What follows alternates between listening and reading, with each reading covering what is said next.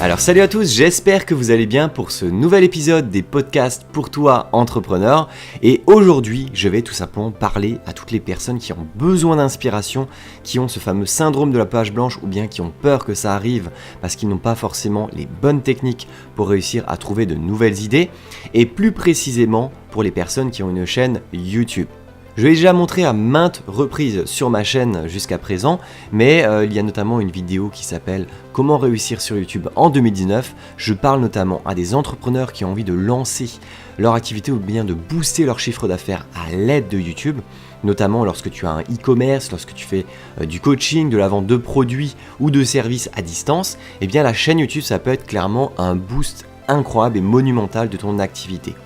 J'ai d'ailleurs fait une interview avec un entrepreneur qui s'appelle Tony, qui est l'un de mes clients et qui bosse dans le e-commerce. Et avec sa chaîne YouTube, il a près de 80% de son chiffre d'affaires qui provient de YouTube. Tout simplement parce qu'en montrant tes produits sur une chaîne YouTube, eh bien, tu arriveras beaucoup plus facilement à transformer tes prospects froids en prospects chauds, puis en clients. Ce que beaucoup de gens ne savent pas, tout simplement. Donc lorsque je dis comment réussir sur YouTube en 2019, c'est pour booster son chiffre d'affaires, pas pour devenir un influenceur et faire du gaming, qu'on s'entende bien. Donc c'est vraiment pour les entrepreneurs qui ont envie de développer leur activité. Donc aujourd'hui, en tout cas dans la vidéo d'aujourd'hui, je voulais te parler de comment réussir à trouver des sujets pour ta chaîne YouTube. Et c'est pour ça que je te parlais d'inspiration et de créativité.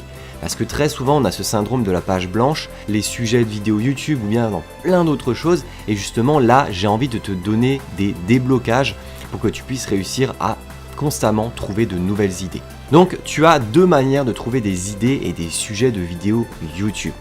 Premièrement, sans aide.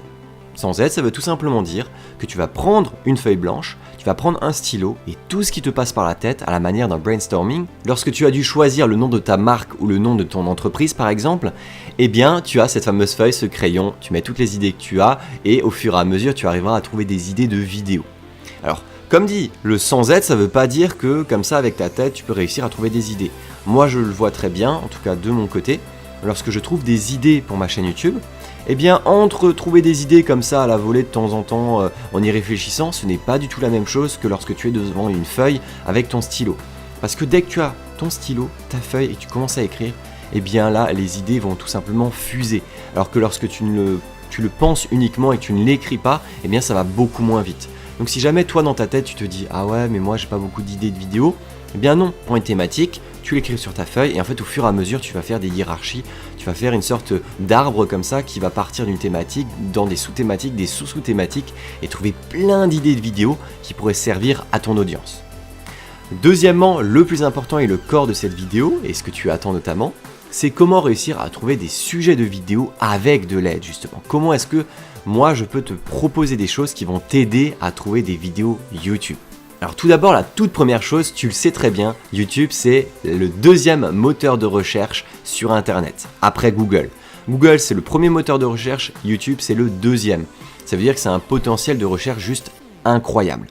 Donc, outre le fait que tu puisses trouver énormément d'informations avec la barre de recherche, n'oublie pas que si tu veux créer des vidéos sur YouTube, bah forcément tu peux t'inspirer de ce qui existe déjà sur la plateforme.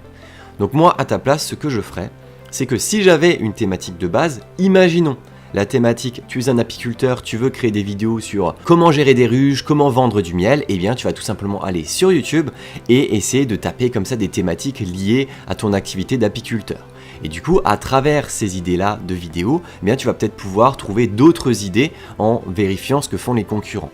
Après, l'objectif ce n'est pas de copier ni de plagier, il ne faut pas faire exactement la même chose, ou du moins pas tout le temps. Tu peux très bien refaire des vidéos, voilà, tu as lu le titre comment récupérer le miel dans une ruche, ça n'importe qui peut le faire, il n'y a aucun souci, ça tu peux le faire. Ce n'est pas du plagiat puisque c'est un thème vraiment général, générique.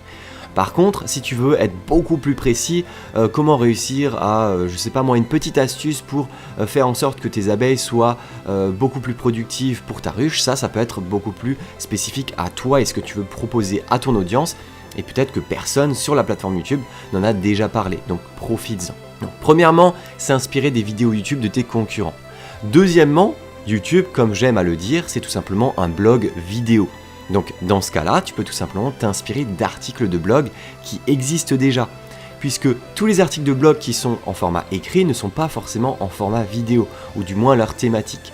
Donc n'hésite pas à aller sur Google, à vérifier s'il y a des articles qui existent par rapport à un certain sujet, ton sujet à toi, et essayer de t'inspirer justement de leur thématique et de trouver encore des sous-thématiques à ce type de thématique-là.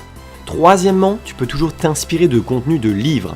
Alors ça, c'est juste incroyable. Que ce soit dans une librairie, que ce soit à la Fnac, que ce soit sur Amazon, eh bien tu te rends compte que des titres de bouquins, il y en a des masses, des masses et des masses. Et tu te rends compte que toutes les informations que tu peux retrouver dans des livres n'existent pas forcément, ou du moins beaucoup plus difficiles à trouver que sur Internet. C'est pour ça que très souvent, lorsque je parle de mes formations, on va me dire « Ah oui, mais moi j'adore tes vidéos gratuites, les formations, j'en ai pas forcément besoin. » Oui, mais en fait, quand tu vois un peu la valeur ajoutée des formations, c'est juste incroyable en fait la grosse différence entre les deux. Le gratuit va t'amener forcément beaucoup moins d'informations et beaucoup moins de valeur ajoutée qu'une formation qui est payante, clairement. Ou bien sinon, c'est que c'est un arnaqueur. Et donc c'est exactement la même chose pour des livres. Les livres ne sont pas gratuits. Du coup, si tu achètes un livre qui fait, je sais pas moi, 50, 100, 200 pages sur un sujet, sur le marketing, j'en sais rien, eh bien, en achetant ce livre, tu auras certainement un condensé d'informations extrêmement utiles. D'abord, tu as énormément de valeur ajoutée dans ce bouquin-là, et du coup, si tu as des bouquins qui peuvent parler de ta thématique, tu peux très bien, à l'aide d'un seul bouquin, avoir des centaines, voire des milliers d'idées de vidéos en très peu de temps.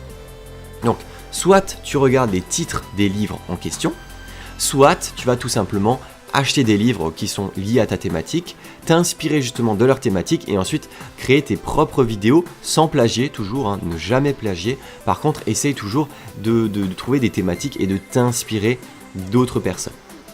Ensuite, quatrièmement, et ce que j'utilise pour moi, pour mon business, pour ma chaîne YouTube, c'est s'inspirer des groupes d'entraide. Alors après, ça ne fonctionne pas forcément pour toutes les personnes ou bien pour tous les types de business, mais sur YouTube, lorsque tu donnes des conseils à des personnes, à des gens, eh bien, si tu donnes des conseils, tu peux très bien aller sur des groupes d'entraide sur Facebook, sur Reddit, sur plein de types de sites comme ça, des blogs où les gens vont justement poser des questions.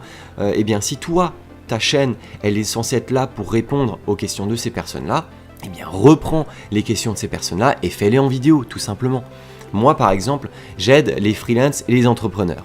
Eh bien, ce que je vais faire, c'est que je vais aller sur Facebook, je vais aller sur les différents groupes pour entrepreneurs et pour freelance, et ce que je fais, c'est que je regarde, tout simplement. Je regarde, je laisse comme ça, je reste pendant plusieurs semaines, plusieurs mois, je peux peut-être rester en permanence dessus. Et lorsque je vois des questions de plusieurs personnes sur ces groupes-là, je lis ces questions-là, et en fait, si jamais je sens qu'il y a un potentiel à faire une vidéo, eh bien, j'en profite et je me dis, voilà, cette personne-là, si elle s'est posé la question, si cette personne a eu la volonté d'écrire cette question-là sur un groupe, eh bien, tu imagines bien qu'il y a des centaines, voire des milliers de personnes derrière qui ont envie de poser exactement la même question. Donc, n'hésite pas, toi, si jamais tu as une chaîne YouTube qui a pour but d'aider les autres, eh bien, essaye d'aller dans des groupes d'entraide qui ont justement les mêmes problématiques. Et si jamais tu sens qu'il y a une personne qui a une problématique par rapport à un sujet donné, eh bien essaye de le transmettre tout simplement en vidéo et ensuite tu pourras facilement le partager par la suite aux personnes qui vont poser exactement les mêmes questions. Moi je sais qu'il y a près d'une 50aine de vidéos sur ma chaîne YouTube, c'est tout simplement des réponses à des questions que j'ai pu voir sur internet et que des gens ont posées. Donc dès que de nouvelles personnes posent ces questions-là, eh bien je poste à chaque fois mes vidéos pour dire voilà, j'ai répondu à cette question en vidéo en l'espace de 10 minutes. Donc voilà, si en tout cas ce sujet t'a intéressé, n'hésite pas à laisser un like et à mettre un commentaire si tu as des questions. Si tu n'as pas envie de louper les prochaines vidéos, n'hésite pas à t'abonner à la chaîne en dessous de cette vidéo, de cliquer sur le petit bouton rouge et de cliquer sur la cloche pour ne pas louper les prochaines vidéos. En tout cas, moi ça m'a fait super plaisir de te parler des différentes manières de trouver des sujets, notamment pour ta chaîne YouTube. Donc n'hésite pas, toi, à donner également tes techniques dans les commentaires.